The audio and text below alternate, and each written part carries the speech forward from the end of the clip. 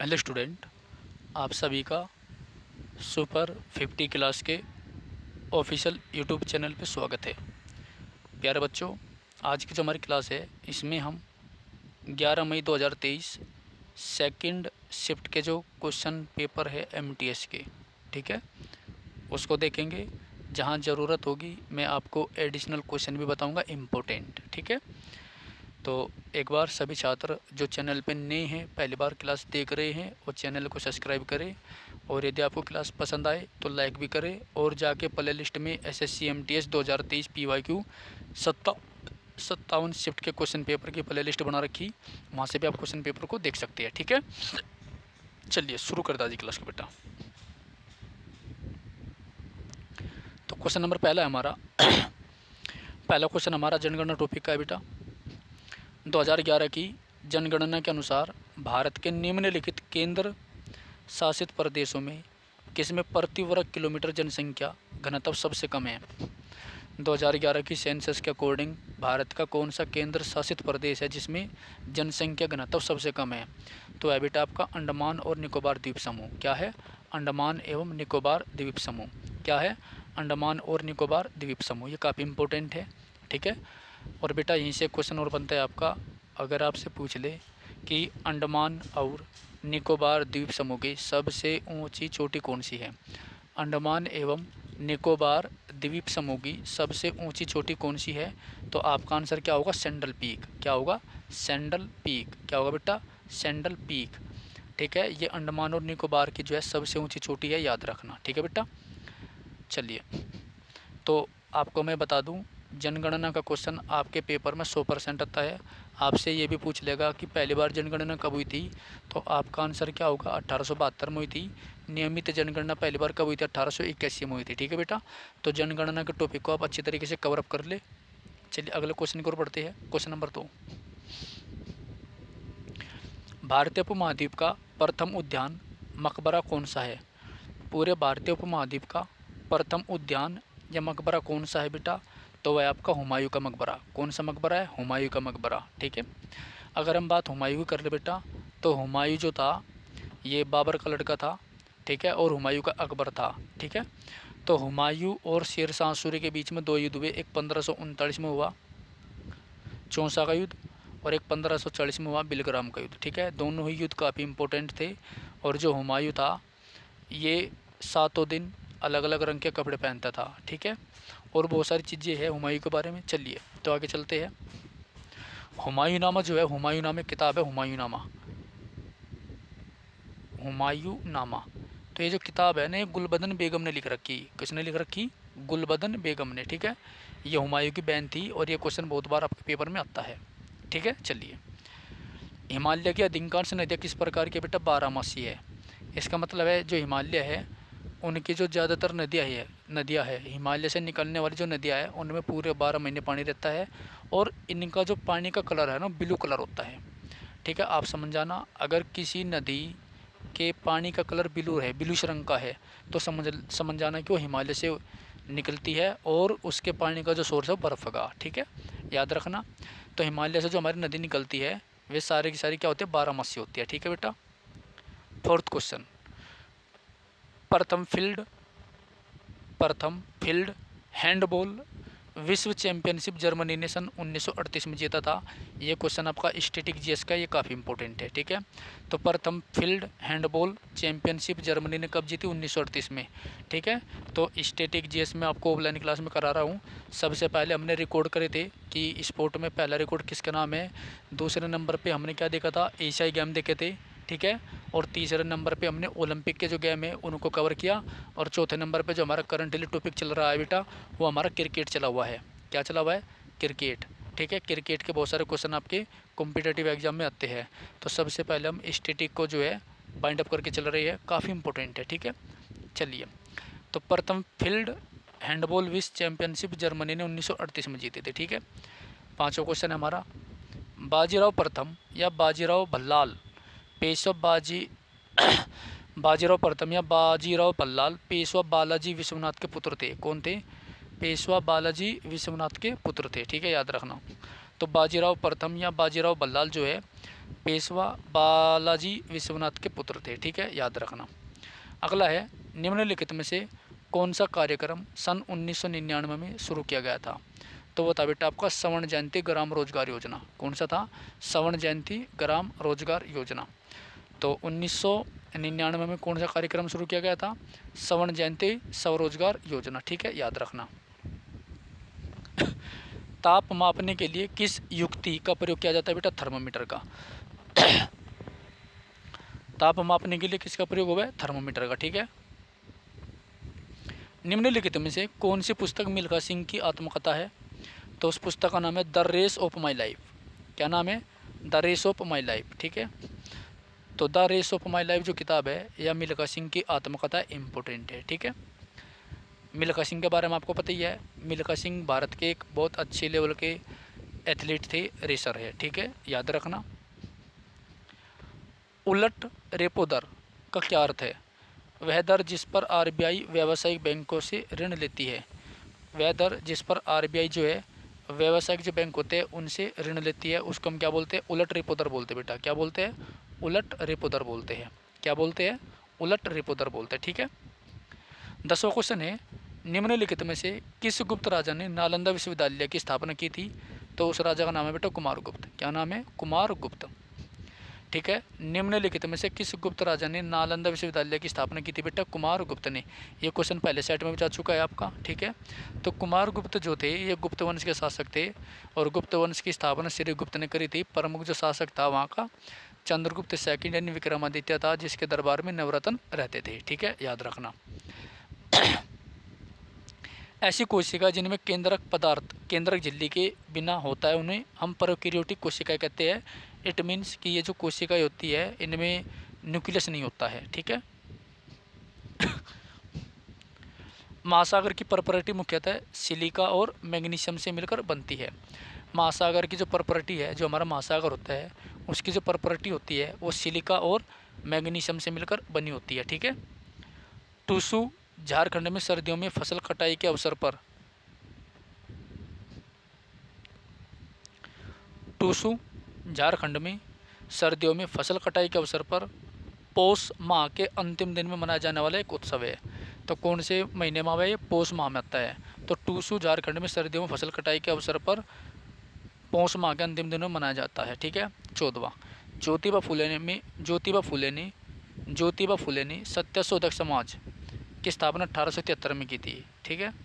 जो ज्योतिबा फुले जो था इसने सत्यशोधक समाज की स्थापना जो है 1873 में करी थी और ये भी अपने आप में काफ़ी इंपॉर्टेंट है बेटा, ठीक है, याद रखना।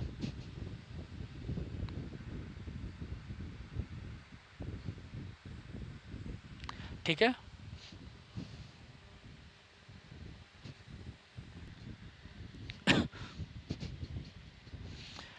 ठीक है ना।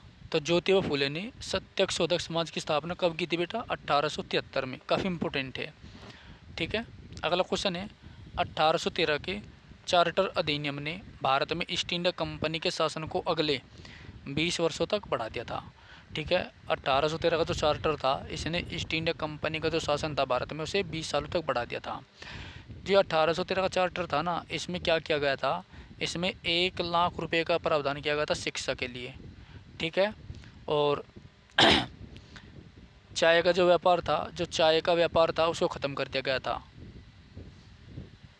ठीक है। यानी ईस्ट इंडिया कंपनी का जो एक अधिकार था व्यापार पर वो ख़त्म कर दिया गया था और भारत में चाय का व्यापार भी ख़त्म कर दिया गया था। लेकिन कंपनी जो है चाइना से चाय का व्यापार कर सकती थी, ठीक है, लेकिन 1833 के द्वारा उसे भी ख़त्म कर दिया गया था।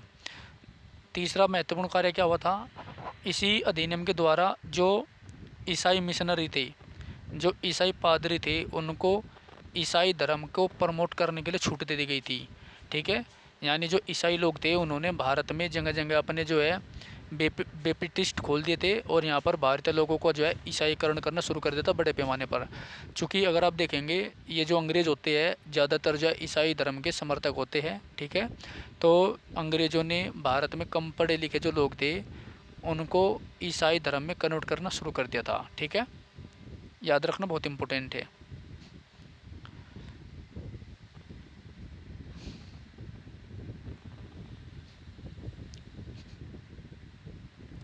चलिए बेटा, क्या बीमारी हो रही है। अगला क्वेश्चन हमारा 16वां।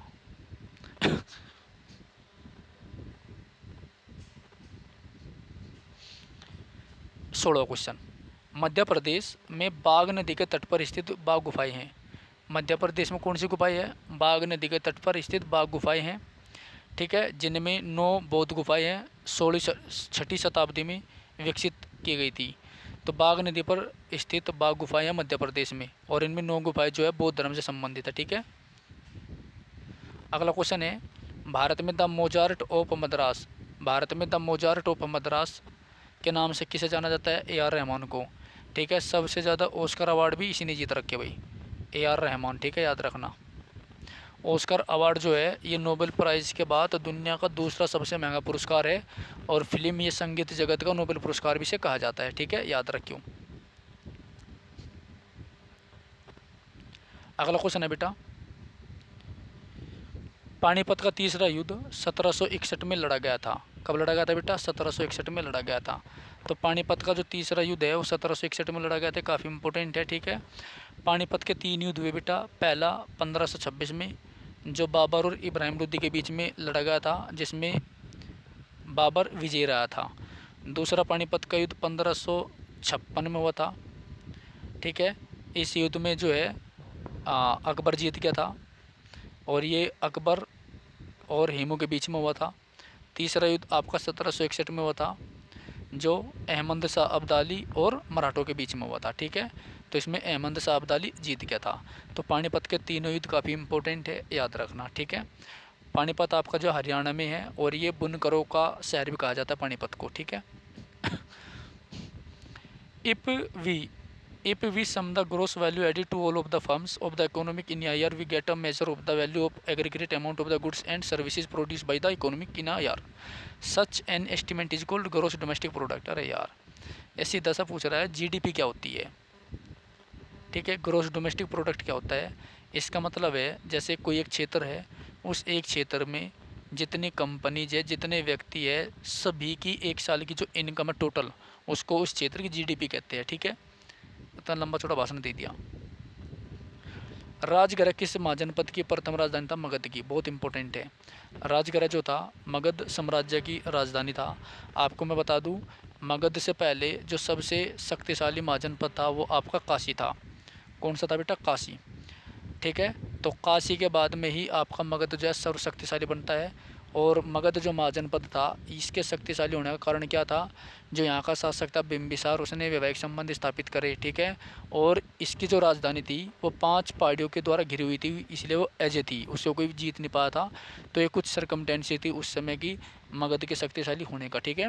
आपको पता है हमारे 16 महाजनपद थे, ठीक है, काफ़ी इंपॉर्टेंट है। चलिए, तो बेटा एक बार चैनल को सब्सक्राइब जरूर कर दीजिए, प्लीज़ चैनल को सब्सक्राइब जरूर करिए। सभी छात्र वीडियो को लाइक करें।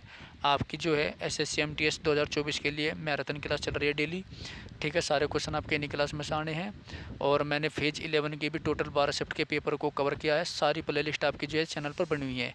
तो जो छात्र नहीं है वो क्लास को लाइक करें और शुरुआत से क्लास को देखिए प्लेलिस्ट में जा करके, ठीक है बेटा। अपने मित्रों को शेयर भी कर देना।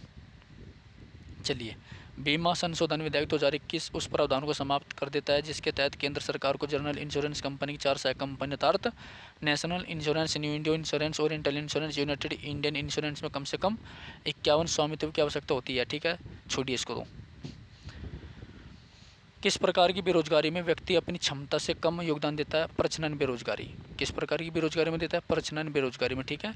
तो बेरोजगारी का क्वेश्चन भी आता है ना, याद रखना। इससे पहले सेट में भी हमने एक बेरोजगारी का क्वेश्चन देखा था, काफ़ी इंपॉर्टेंट है। पंडित बिरजू महाराज को शास्त्रीय नृत्य की शैली के लिए, पंडित बिरजू महाराज को शास्त्रीय नृत्य की किस शैली के लिए पद्म विभूषण पुरस्कार दिया गया था? कथक के लिए। किसके लिए दिया गया था बेटा? कथक के लिए, ठीक है। और आपको पता ही होगा कथक किस राज्य का है? कथक यूपी का है। कथक कहाँ का बेटा? यूपी का, ठीक है। तो कथक आपका यूपी का है, और इससे कौन संबंधित है? पंडित बिरजू महाराज है। कौन है कथक से संबंधित? पंडित बिरजू महाराज है, ठीक है, याद रखना। इनको पद्म विभूषण दिया गया था, विभूषण।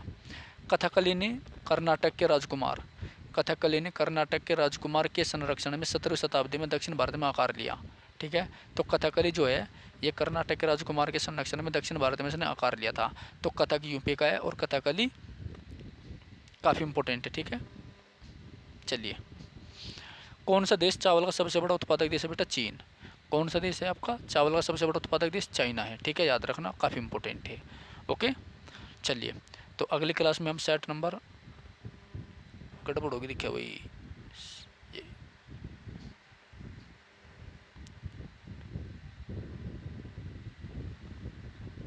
ठीक 20 और सेट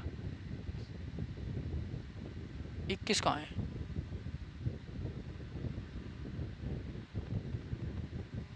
तेईस, अच्छा 21वीं शिफ्ट नहीं है इसमें, इसका मतलब है ना। चलिए,